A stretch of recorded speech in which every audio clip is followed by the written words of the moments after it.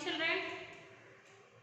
Children, today I am going to take social for 8th class, that is lesson 16, abolition of zamindari system. Okay. So Bhudan movement, Telangana landlordism and the armed peasant rebellion caused much concern among people in the country. Sarvodaya leader Acharya Vinoba Bhave wanted to solve the problem of land concentration through peaceful means, that is through Bhudan movement. So Bhudan means donating land to the landless people. Bhudan means giving land, donating land to the landless people. He wanted to take voluntary gifts of land from the landlords and donate it to the landless. So they wanted to take the voluntary gift of land from the landlords and donate that lands to the landless people. So on April 18, 1951, Vinoba started the Bhudan movement. It was hailed as a milestone in the history of land reforms. As part of the Sarvodaya movement, Vinobaji came to Shivarampalli near Hyderabad. He walked up to Pochampalli in Yadadri district. A prayer meeting was held under the Jubi tree near the tank. In that meeting, 40 families belonging to the scheduled caste requested for land. During the meeting, Vedayar Ramachandra Reddy donated 250 acres of land in the memory of his father. The first person to receive the land was Maisaiya. Inspired by this, Vinobaji took up Bhudan movement and later converted into Gram Dhan movement. Vinobaji received 44 lakh acres of land as donation all over the country. However, this movement did not make any serious differences to the land problem in the country as landlords continued to hold large tracts of fertile land. So, as amendment to the earlier Land Reform Act of 1950 was passed in 1954, which defeated the purpose of land reform by not bestowing the protected tenancy right over certain categories of cultivators. The Acts further recommended payment of crores of rupees as compensation in favor of the landlords.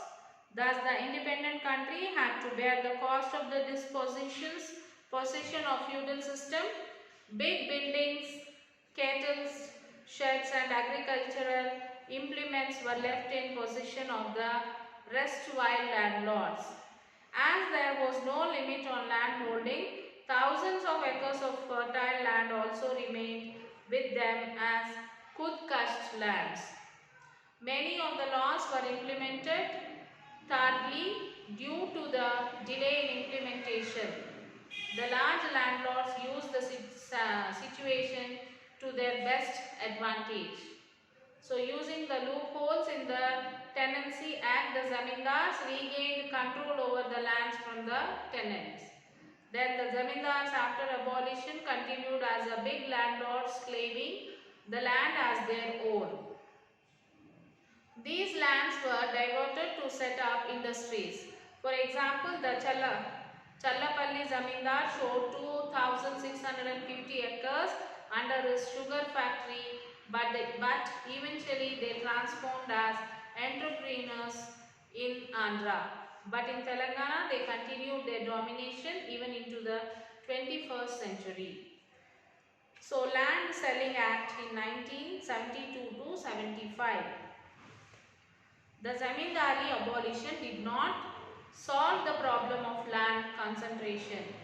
As you can see from table 1, after the land reforms were completed in 1955 to 56, more than half the peasant families had less than 2 hectares of land. Big landlords still controlled about 38% of all cultivable land in the state.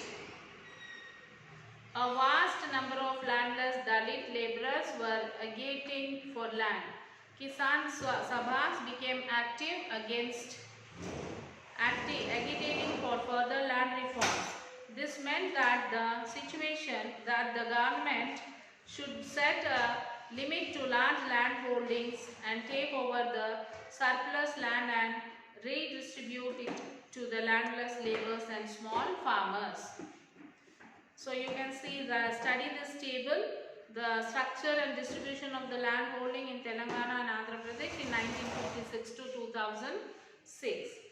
So the situation was similar all over the country. Keeping this in mind, the central government initiated a second phase of land reform to set a limit to the size of land holding and redistributing land to the poor. Land ceiling acts were passed in most states for this purpose after 1972. The Land Ceiling Act was passed by the Andhra Pradesh Legislative Assembly and Legislative Council in September 1972, which came into implementation since January 1975. The Act defined a family with 5 members as a unit. A family of 5 members can have a maximum of 10 to 27 acres of irrigated land and 35 to 54 acres of dry land. If a farmer had more land, it was declared surplus land to be taken over by the government in Telangana and Andhra Pradesh together. About 8 lakh acres were declared surplus. Of this, 6,41,000 acres were taken over by the government, and it distributed about 5,82,000 acres to about 5,40,000 families of landless and poor peasants. Actually, this was much less than what was required and what was possible. The Act could not be implemented properly due to the machinations of the landlords and also lack of sufficient political determination on the part of the government. So several landlords gave false declaration to the officers and did not reveal the real size of their excess land. Anticipating the act, several landlords transferred their lands in the names of their close relatives, friends, and even from farm servants. So there was also instance where fictitious divorce were taken in law courts as to show husband and wife are separate families. In this way, even those farmers who had surplus land as per the act protected their lands and did not show any surplus. So some of the surplus land that was taken over by the government was not fit for cultivation. If you look at table 1 and the figure for 2005-06, you can see that the most of the farmers, 83%, are small and they have nearly half of all cultivated land. On the other hand, you will see that the number of large landlords is 1% and the land was then is 6%. This is partly due to the fact that most of the big landlords actually divided their holdings into small size and fraudulently distributed them among relatives and servants. This was more or less the situation in most of the states in India. So one of the states in which the Land Ceiling Act was more efficiently implemented was West Bengal. The West Bengal government acted with a great determination and mobilized landless and small peasants to participate in the implementation of the ceiling laws. As a result, about 12,94,000 acres of land were taken over by the government and 10,64,000 acres were distributed to about 26,51,000 families. So this shows that political will can make these measures very effective and really enable the poor to get access to land resources. So why did the Land Ceiling Act become necessary? So you will have to discuss the answers for the given questions, children.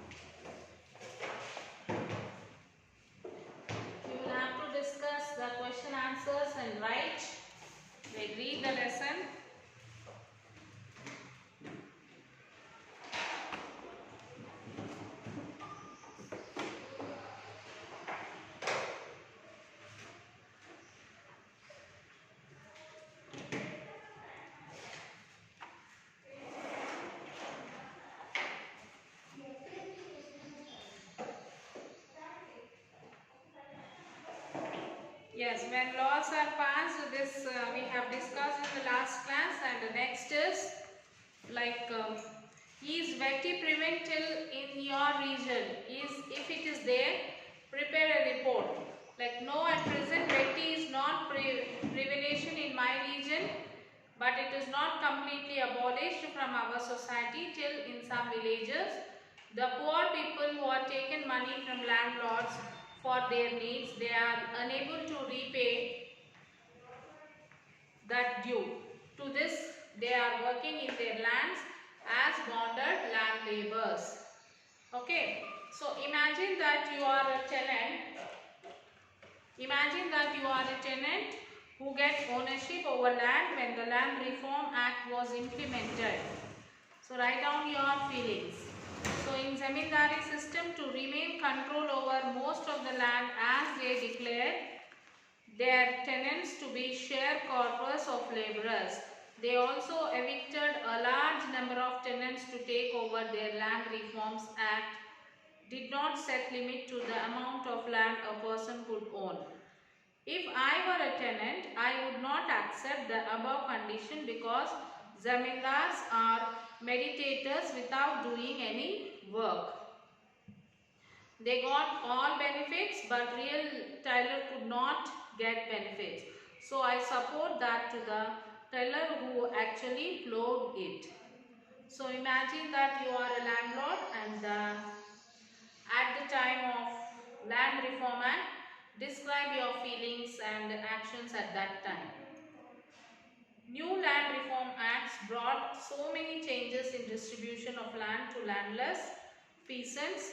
This state the zamindars or I would have to lose the rights on the land. Because I am the owner of the land, I don't like to give the lands to poor. I have to lose so much share of crop and money which help me to lead happy life. So I oppose to the new Land Reform Act which were useful to the poor.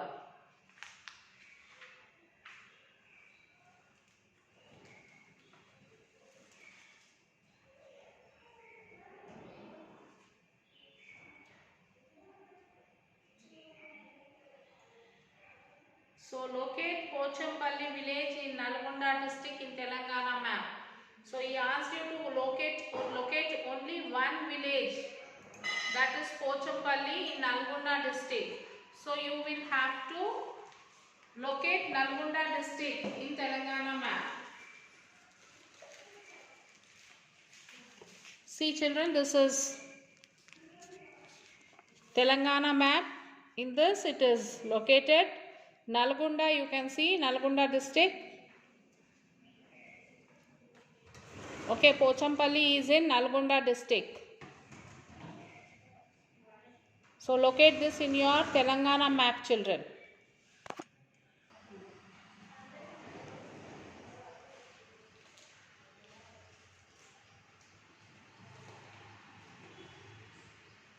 So you can locate this Nalgonda in Nalgonda district.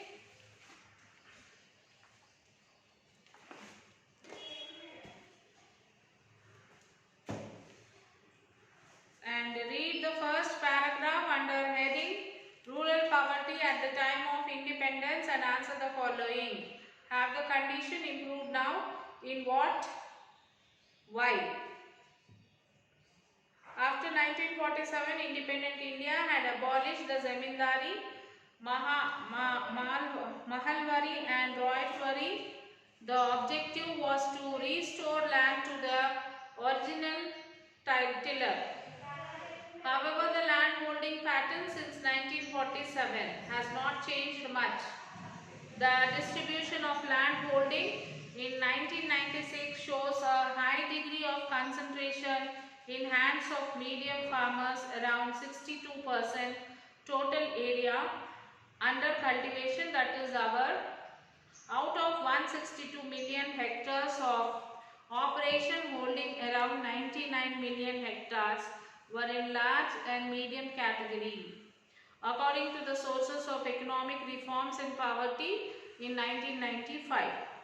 There is overall decline of rural poverty in all its dimensions for the period between 1970 to 71 and 89 to 90.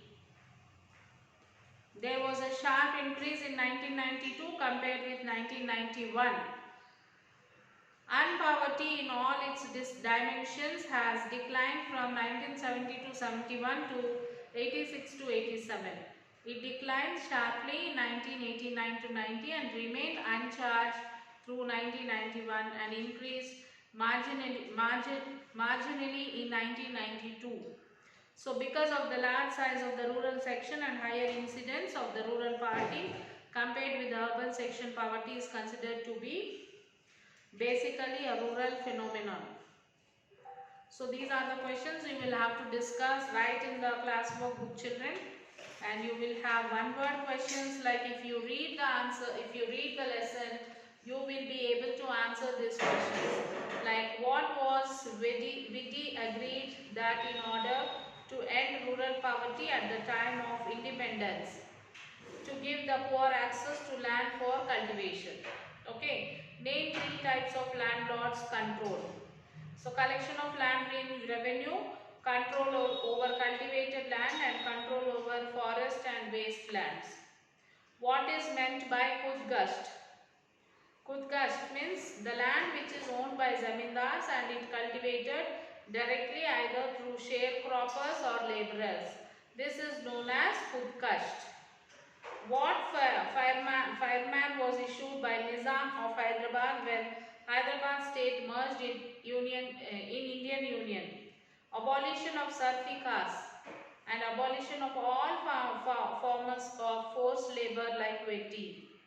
What were the recommendation of Hyderabad Agrarian Reform Committee? Removal of middlemen, ceiling on land ownership, taking away surplus lands from landlords, protection to the tenants. What was the importance of Hyderabad Tenancy Act? All tenants who were in continuous possession of land for 6 years were made protected tenants or pattadars after a little payment, so they could not be evicted easily and could continue to cultivate the land for generations. So like this you will be asked questions like one word answers which you will have to answer. So to answer all this you will have to read the lesson. You have objective type of questions in your workbook. You will have to attempt all these, children. Once you look at this objective type of questions,